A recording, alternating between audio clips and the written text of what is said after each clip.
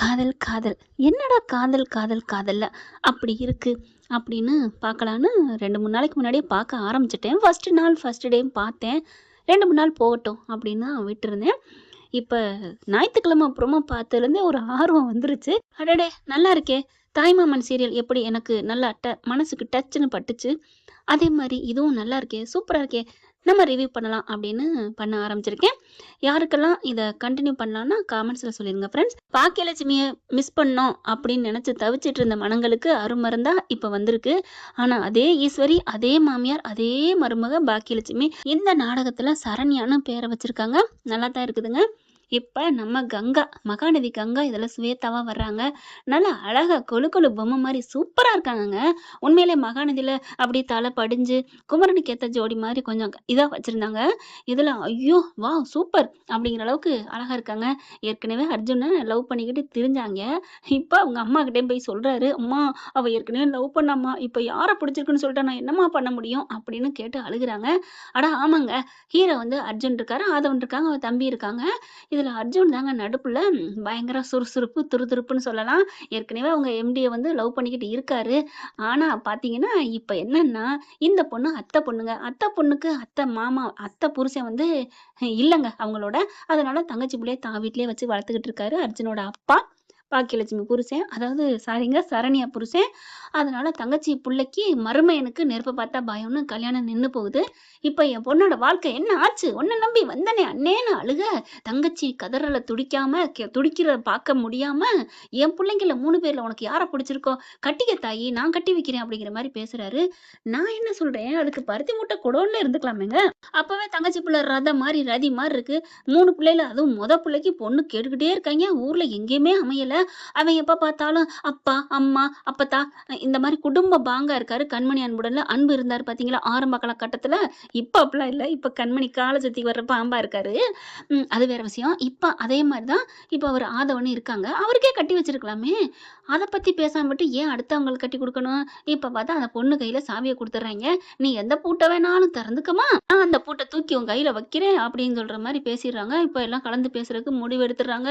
அம்மா அம்மா அம்மா அவ என்ன ஏற்கனவே இப்படி பண்றேன்னு சொன்னாமா, லவ் பண்றேன்னு சொன்னாமா, நீ போய் பேசுமா. டேய் நான் போய் பேசினா விடுவாளடா, கேட்பாளடா அப்படி பயப்படுது சரண்யா. அன்னைக்கு மாதிரி இன்னைக்குமாங்க இருக்குன்னு பேசாம பாக்கியான்னு பேரை வச்சிருந்துக்கலாம். இங்க சரண்யாவும் பொண்ணை பார்க்க தனியா போய் பேச போறாங்க.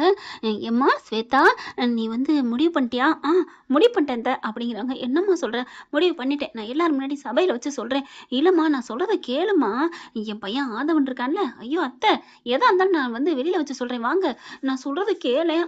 கேட்கறதுக்கெல்லாம் வழியே இல்லைங்க. வர்றாங்க, வெளியில நிக்கிறாங்க. ஸ்வேதா சொல்ல ஆரம்பிக்குது, எனக்கு அர்ஜுன் மாமாவை தான் ரொம்ப பிடிச்சிருக்கு, நான் அவரே கல்யாணம் பண்ணிக்கிறேன். அப்படியே அம்புட்டுதாங்க அடங்கி போறாரு. அப்படியே 3 பேர் இதயமும் துடிக்குதுங்க. ஆதவருக்கும் துடிக்குது, அவங்க தம்பி 3 பேரும். ஆனா ஆதவனுக்கு துடிக்கலங்க, சாரிங்க. அவரு சும்மா பேன் தான் நிக்கிறார். அவரு லைஃப்ல யாரும் கிராஸ் பண்ணல இல்ல பெண்கள். இப்ப அர்ஜுனும் அவன் தம்பிக்கு தான். அந்த பொண்ணு பாத்தீங்கன்னா ஐயோ நம்மால பிடிச்சிருக்குன்னு சொல்லிட்டா நம்ம சீனியரா அப்படின்னு அது பயப்படுது. ஆனா மதி மட்டும், நம்ம ஆளு மது, அது என்ன பண்ணுது, முத்தழகுதாங்க. கண்டிப்பா அர்ஜுனை தான் சொல்ல போறான். சொல்லிட்டா எனக்கு சந்தோஷம், என் ரூட்டு கிளியர் அப்படின்னு நினைச்சுக்கிட்டு இருக்க. அவன் நினைச்சது மாதிரி எனக்கு அர்ஜுனை பிடிச்சிருக்குன்னு சொன்னோன்னு மதுவுக்கு ரொம்ப சந்தோஷம். அப்பாடா, இனிமே இவன் நம்மளை பத்தி தொந்தரவே பண்ண மாட்டான். ஆடி பாவி, உன் மேல எவ்வளவு உசுரா இருக்கான்.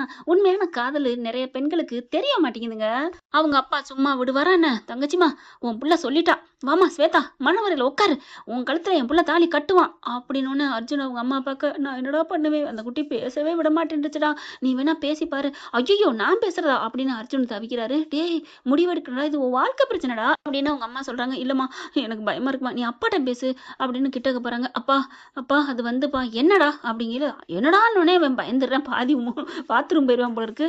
அதுல அவங்க பாட்டி, டேய் என் பேத்தியை நீ கட்டிக்க கொடுத்து வச்சிருக்கண்டா, என் பேத்தி அந்த வீட்டுக்கு வந்துட்டா வர்ற மருமளு நல்லவளுகளா இருக்காளோ கெட்டவளா இருக்காளோ, ஆனா அவ வந்தா எங்களெல்லாம் பார்த்துப்பாடா, நீ கல்யாணம் பண்ணிக்கடா, தங்க விக்கிறான்டா என் பேத்தி அப்படின்னு சொல்ல, இல்ல பாட்டி நான் எல்லாருக்கும் ஒன்று சொல்லிக்கிறேன், எல்லாரும் கேளுங்க அமைதியா அப்படின்னு முடிவு தைரியத்தை எல்லாம் வர வச்சுக்கிட்டு மது பார்க்குறாங்க. என்ன என்ன சொல்ல போறான் அப்படின்னுட்டு, இங்க பாருங்க எனக்கு எனக்கு இந்த கல்யாணத்துல இஷ்டம் இல்ல, விருப்பம் இல்ல. டேய் என்னடா சொல்ற? அப்படின்னு அவங்க அப்பா கத்துறாங்க. அவங்க பாட்டி அத விட, அத்தை அத விட, அண்ணே போதுமா, போதுமா உன் புள்ளையே என் புள்ளைய வேணான்ட்டா வேற யாரு கட்டிப்பானே? நான் எங்க போவேன்? எனக்கு யார தெரியும்?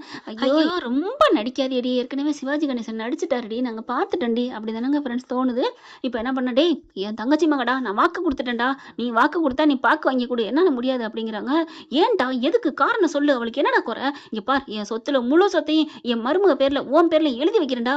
அப்படின்னு மத்த 2 பிள்ளையும் பார்க்க, அவங்க அம்மாவும் என்ன இப்படி பண்றாரு? அப்படிங்கல. நம்ம புள்ள அசர மாட்டான். இதுக்கெல்லாமா அசைய போறான்? அப்படிங்கல. அப்பா நீங்க இந்த உலகத்துல உள்ள சொத்தே எனக்கு எழுதி வச்சாலும் சரி, ஏன் இந்த உலகத்தையே எனக்கு எழுதி வச்சாலும் சரி, எனக்கு இந்த கல்யாணத்துல இஷ்டம் இல்ல.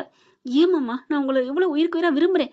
என்ன ஸ்வேதா சொல்ற? நீ விரும்புனியா? ஆமா, சின்ன பிள்ளையிலேருந்தே நான் அவரை ரொம்ப உயிருக்கு நேசிக்கிறேன். அர்ஜுன் தான் எனக்கு உயிர், அர்ஜுன் தான் என் உலகம். அடி பாவி, இதை நீ சொல்லியிருந்தா முன்னாடியே நாங்க ஏற்பாடு பண்ணிருப்போமே. என்னத்த? ஐயோ எனக்கு ஒண்ணும் புரியலையே. அப்படி தவிக்கிறாங்க. அதுக்கப்புறம் இங்க பாருடா, கல்யாணம் பண்ணித்தான் ஆகணும் அப்படிங்கிறாங்க. இல்ல வேணாம் வேணாம், என்ன காரணம் சொல்லு, நான் விட்டுறேன். ஏன்னா ஏன்னா மது பாக்குது, நான் ஏற்கனவே ஒரு பொண்ணை லவ் பண்றேன் அப்படின்னு தூக்கி போட எல்லாரும், டேய் கல்யாணத்துக்கு முன்னாடி ஏதோ பண்றது வைக்கிறதெல்லாம் ஒவ்வொரு இடத்துல நடக்கிறதாண்டா இருக்கு. அதெல்லாம் மறந்துட்டு வாழ்க்கையில வாழ்ந்து சந்தோஷமா இருந்திருக்காடா நிறைய பேரு. நீ சில்லுன்னு ஒரு காதல் படம் பார்க்கல, போய் பாருடா. அதெல்லாம் இல்ல.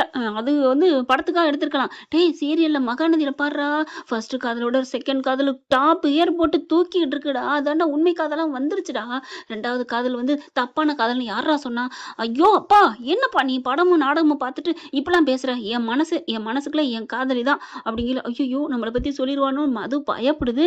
உடனே சரணி வந்துட்டு, ஏடா நீ லவ் பண்றியா?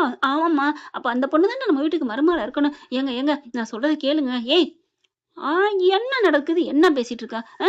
அப்படின்னு சொல்லிட்டு அவரு பாட்டுக்கு ஆட, வேணா உங்க தங்கச்சி மகளுக்கு கல்யாணம் நடக்கணும் அவ்வளவுதானே. இப்ப என்ன நம்ம வீட்டுல ஒரு பிள்ளை தான் இருக்கானா? இன்னொரு பையன் இருக்கான்ல, இன்னும் 2 பிள்ளைங்க இருக்கான்ல அப்படிங்கிற அவங்க அர்ஜுன் தம்பி. ஐயோ கையை கோத்து விட்டுருச்சே அம்மா, என்கிட்ட வந்துடக்கூடாது ஐயோ அப்படிங்கல. நீ யார் சொல்ற? நம்ம ஆதவன் இருக்கான்ல, அவனை கட்டிக்கிட்டும் கரெக்டா பொருத்தமா இருக்கும். நம்ம வீட்டு மேல அவனும் பயபக்தியா இருக்கான், இவ வந்தாலும் பயபக்தியா 2 பேரும் சந்தோஷமா இருக்கலாம் அப்படிங்கல. எல்லாரும் பாக்குறாங்க. என் பேத்திக்கு அவனை பிடிக்கலையில அப்படின்னு சொல்ல, ஏன் ஏன் இவன் யாரு? உங்க பேர் தானே, இவனை பிடிக்காதா? என்ன சேத்த சொல்ற? ஐயோ அத்தை அப்படிலாம் இல்ல, என் மாமாவுக்கு என்ன குறை? அவருக்கு நல்ல பொண்ணே கிடைக்கும். அப்ப நீ நல்லவதானுமா, நீ வா, உன்னை மூத்த மருமகளா நான் ஏத்துக்கிறேன் அப்படின்னு எவ்வளவு சொல்லி பாக்குது. அம்மா அம்மா அப்படி பேசுமா அப்படிங்கிறாங்க. இருடா உனக்காக தானே பேசிட்டு இருக்கேன். இங்க பாருமா ஸ்வேதா, நீ மூத்த பிள்ளைய கட்டிக்கமா, அவன் தான் வேற பொண்ணை லவ் பண்றேங்கிறல்ல, அந்த பொண்ணை நினைச்சிட்டு உங்க கூட எப்படிமா குடும்பம் நடத்த முடியும்? என்னத்த சொல்றீங்க? அதுக்காண்டி விட்டுற முடியுமா? நான் ஆசைப்பட்டதை அடைஞ்சே தீரணும். அப்புறம் இவனை கல்யாணம் பண்ணிக்க சம்மதிச்சா? என்னன்னு தெரியல, வேற வழி இல்ல பண்ணிட்டேன். அர்ஜுன் மாமாவை என்னை ஏத்துக்க மாட்டேன்ட்டாரு. அதனாலதான் அவருக்கு வீம்புக்காக நான் பண்ண சம்மதிச்சேன். இன்னைக்கு நீ வீம்பு பண்றவ, நாளைக்கு ஏதாவது வீம்புக்காண்டி ஏதாவது பண்ணிட்டா என்னமா பண்றது? ஐயோ அத்தை அப்படிலாம் இல்ல, எனக்கு அர்ஜுன் மாமா கிடைச்சிட்டா நான் எல்லாம் பண்ணுவேன், உங்களுக்காக என் உயிரே கொடுப்பேன் அத்தை அப்படிங்கிறாங்க. ஐயோ சொன்னா புரிஞ்சுக்கமா, வேணாம்மா இன்னொரு லவ் பண்ணிட்டு அப்படிங்கல. இன்னொரு லவ் பண்ணாலும் பரவாயில்ல, நான் அவரை மனசை மாத்தி என் மேல உசுர இருக்க வைப்பேன். யமுனா பண்ணலையா, நிவின் மேல காதலை காட்டலையா, நிவின் அப்படி யமுனா மேல மாறலையா மகாநதியில, அந்த மாதிரிதான் ப்ளீஸ் அத்தை அப்படின்னு கெஞ்சுறாங்க. எவ்வளவு சொன்னாலும் கேட்கலங்க. வேற வழி, தலையெழுத்து, போய் உட்கார்றா கட்டா தாலி அப்படின்னு சொல்லிட்டு மேக்கப் பண்ண வச்சிடறாங்க. அர்ஜுன் அழுதுகிட்டே மதுவை பார்க்க, மது வந்து ஆல் தி பெஸ்ட் அர்ஜுன் அப்படின்னு சொல்ல, ரூட் கிளியர் ஆச்சுன்னு பாக்குறி அடி பாவி பாவி அப்படிங்கிறாங்க. ஓகே, இன்னாருக்கு இன்னார் என்று அப்படின்னு பாடிட்டு மது போகுது. இருக்குடி, ஆமாமா கரெக்ட் தான், இன்னாருக்கு இன்னார்னு இறைவன் எழுதுனது கரெக்ட் தான். இருடி மவளை, என்னை விட்டு நீ பிரிஞ்சிடான்னு பாக்குற, இந்த ஜென்மத்துல உனக்கு எனக்கு தான் இறைவன் எழுதி வச்சிருக்கான் அப்படின்னு மனசுலயே வாய்க்கிலே பேச, என்ன இவன் ஏதோ ஒரு பிளான போடுறானே, என்ன பண்றது பாவம், ஹனிய போற விளக்குங்கிற மாதிரி பிரகாசமா எரியறாருன்னு நினைக்கிறாங்க. அடுத்து மேக்கப்லாம் போட்டு மாலையை போட்டு கொண்டாந்து 2 பேரும் மணவரில் உட்கார வைக்கிறாங்க. அப்படியே மாட்டேங்கிறாரு. உட்காரு மாப்பிள்ள அப்படின்னு மதுதாங்க அப்படிங்கிறாங்க. அவங்க மேடம்ங்கிறதுனால எல்லாரும் மரியாதை கொடுக்குறாங்க. எல்லாம் நிற்கிறாங்க. தாலி எடுத்து ஐயர் கொடுக்குறாரு. அப்புறம் சந்தோஷமா முகத்தை வை அம்பே அப்படிங்கிறாங்க. அப்படிங்கிறாங்க. அதுக்கு நீ சிரிக்காம இருந்துடலாம் அப்படிங்கிறாங்க. எல்லாருமே பாக்குறாங்க, என் பேத்திக்கு கல்யாணம் நடக்க போகுது, என் வீட்டுக்கே வரப்போறா, என் அர்ஜுனுக்கே மருமகளா பொண்டாட்டியா வரப்போறா அப்படி இப்படின்னு கிளவி குந்தாணிக்கு சந்தோஷம். அதை விட ஆத்தாக்காரிக்கு, அண்ணே நம்ம 2 பேரும் சம்மந்தி ஆக போறோம், இனிமே நம்ம 2 பேரும் யாராலும் பிரிக்கவே முடியாதுண்ணே அப்படின்னு ரொம்ப ஹாப்பி ஆகுதுங்க. அடுத்து பாத்தீங்கன்னா தாலியை எடுத்து கையில கொடுக்குறாங்க. இப்ப அதாகப்பட்டது என்ன நடக்க போகுது அப்படின்னா, தாலியே கையில வாங்கியாச்சு. எல்லா இடத்துலயும் பார்த்துட்டு தான் இருக்கோம், நிறைய இடத்துல, நிறைய படங்கள்ல சீரியல பார்த்துருக்கோம் இல்லையா?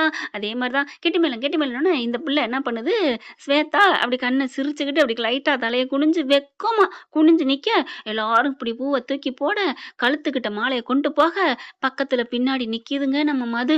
அப்படியே யோசிக்கிறாங்க மதுவ பார்த்துக்கிட்டே. குனியிறாங்க. "என்ன மாட்டிக்கிட்டியா உன் ஸ்வேதா கிட்ட? ரொம்ப பண்ண. மது ஐ லவ் யூ மது நீ தான் எனக்கு, நீங்க தான் எனக்கு, நீங்க தான் எனக்குன்னு சொன்னியே. ஆண்டவன் உனக்கு இவ தான்னு எழுதி வச்சிருக்கு. சரியா?" அப்படிங்கல. "கரெக்ட் தான் மது. எனக்கு இவ தான்னு எழுதியிருக்கு. அதாவது இவ தான்" அப்படின்னு நெனச்சுட்டு குனிஞ்சு நிக்கிறாங்கல்ல, படக்குன்னு எடுத்து தாலிய நம்ம சாரி மது கழுத்துல தாலிய கட்டிர்றாரு. அப்படியே ஆடி போறாங்க. எல்லாரும் அதிர்ச்சி ஆகுறாங்க. ஸ்வேதா பாக்குது கண்ண மூடி. கண்ண திறந்து பார்த்தா, தாலி அவருக்கு கட்டிர்றாரு. எல்லாரும் அதிர்ச்சி ஆகுறாங்க. "டேய் என்னடா பண்ண? அர்ஜுனு, அர்ஜுனு" அப்படின்னு எல்லாரும் கத்த, அப்படியே மது பாக்குறாங்க. தாலிய பார்த்தோன்னே, "என்ன அர்ஜுன் பண்ணி வச்சிருக்க? என்ன பண்ணியிருக்கிற?" அப்படின்னு சொல்லல, மன்னிச்சிருங்க மது. எனக்கு உங்க மேல தான் உயிரா இருக்கேன். நான் எப்படி இவளோட வாழ முடியும்? வாழாம இருக்கிறதுக்கு நம்ம 2 பேரும் வாழ்ந்துறது பெட்டர் இல்லையா? நீ எனக்கு பொண்டாட்டியா வேணும். அவ்வளோதான்." "டேய் என்னடா பண்ணி வச்சிருக்கன்னு" அப்பத்தா, அத்தைலேருந்து எல்லாரும் போட்டு சாத்து சாத்துன்னு சாத்துதுங்க. அதுக்கப்புறம் பாக்குறாங்க மதுவ. "ஏய் என்னடி பண்ணி வச்சிருக்க?" அப்படிங்கல. சரண்யா குறுக்க போயுது. இனிமே நம்ம அமைதியா இருக்கக்கூடாதுன்ட்டு, "என்ன என்ன என்ன? அவள போய் திட்டுறீங்க? அவங்க எவ்வளோ பெரிய ஆள் தெரியுமா? உங்க பிள்ளை, உங்க பேரன் பண்ணதுக்கு யார் என்ன பண்ண முடியும்?" அப்படின்னு சொல்லி கத்துறாங்க. அதுக்கப்புறம் திரும்ப, "ஆண்டி பாத்தீங்களா? எனக்கு இது தேவையா?" அப்படின்ட்டு, "இந்த தாலி எனக்கு வேணாம்" அப்படின்னு கழட்ட போறாங்க. நம்ம சரண்யா போயிட்டு டக்குன்னு கைய பிடிச்சிடுறாங்க. அடுத்து என்ன நடக்கும்? அதே டயலாக், அதே வசனம். என்ன தெரியுமா? "ஒரு பொண்ணுக்கு ஒரு வாட்டி கழுத்துல தாலி ஏறிட்டா, ஏறுனது ஏறுனது தான். இனிமே அத இறக்கக்கூடாதும்மா" அப்படின்னு தான் அவங்க டயலாக் சொல்லுவாங்க. ஆனாலும் பஞ்சா பறக்க போதுங்க. சண்டைங்கள், ஃபைட்டுங்கள். இனி வரும் காலங்கள்ல இதுதான் நடக்க போகுது. என்ன ஃப்ரெண்ட் இப்படிலாம் போனா நல்லா தானே இருக்கும். என்ன பொறுத்தவரைக்கும் அர்ஜுன், மது டீப் லவ்வரா இருக்காங்க. அவங்க தான் இந்த இந்த சீரியலோட மெயின் கதாநாயகி, கதாநாயகனா இருப்பாங்கன்னு தோணுது. பார்க்கலாம் என்ன நடக்க போகுதுன்னு. இந்த பதிவு உங்களுக்கு பிடிச்சிருந்துச்சுன்னா, உங்க பொண்ணான கையால ஒரு லைக்க போட்டு சப்ஸ்கிரைப் பண்ணி ஆதரவு கொடுங்க அன்பு உறவுகளே. Thank you friends. இந்த வீடியோ உங்களுக்கு பிடிச்சிருந்தா தயவு செய்து லைக் பண்ணுங்க. இன்னும் அப்டேட்ஸ்க்காக சேனலை சப்ஸ்கிரைப் பண்ண மறக்காதீங்க. நம்ம கிட்ட இருக்க எல்லா சேனல்ஸோட லேட்டஸ்ட் வீடியோ அப்டேட்ஸ்க்காக மேல ரைட் சைடுல காட்டுற லிங்கை கிளிக் பண்ணி வாட்ஸ்அப் குரூப்ல ஜாயின் பண்ணுங்க. உங்களிடம் விடைபெறுவது நான் உங்கள் மெஹர்.